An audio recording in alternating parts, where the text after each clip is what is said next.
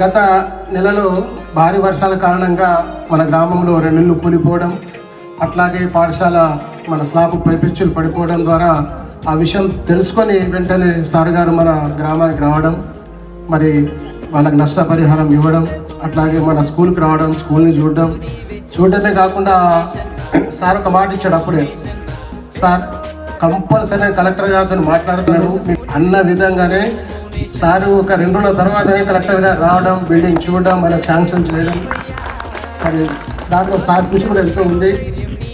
అట్లాగే సార్ ఇంకేమైనా కావాలా మీ పిల్లలకైనా ఒక మాట చెప్పడం జరిగింది, సార్ మా పిల్లలంతా ప్లాస్టిక్ బ్యాగ్లతో బడికి వస్తున్నారు సార్, వాళ్ళ బ్యాగులు అని చెప్పగానే, అరే సార్ ఎంత చిన్న విషయాన మీరు ఎప్పుడైనా టైం ఇవ్వండి, నేను మీ పిల్లలకు బ్యాగ్ ఇస్తాను చెప్పిన విధంగానే మరి సార్ ఎంతో ప్రత్యేక శ్రద్ధతో వచ్చి మన పిల్లల్ని ఈరోజు బ్యాగులు ఇస్తున్నారు. మరి సార్ ఇదే విషయంలో కాదు, సార్ లక్ష్యం ఎక్కడ చదవండి ఏమున్నది, సేవే మార్గం అభివృద్ధి లక్ష్యం. ఎక్కడ ఏ కష్టం వచ్చినా, నష్టం వచ్చినా, ఇబ్బంది వచ్చినా సారి తెలవంగానే పాపం ఆ సేవ అనే మార్గంలో వచ్చి తన వంతుగా ఎక్కడైతే నష్టం జరిగిందో, ఎక్కడైతే కష్టం ఉన్నదో నేనున్నాను అనే భరోసా ఇస్తున్నారు. సార్ మీరు ఇలాగే భరోసా ఇవ్వాలి, మీరు అనుకునే లక్ష్యాన్ని నెరవేరాలని మనస్ఫూర్తిగా కోరుకుంటున్నాం సార్.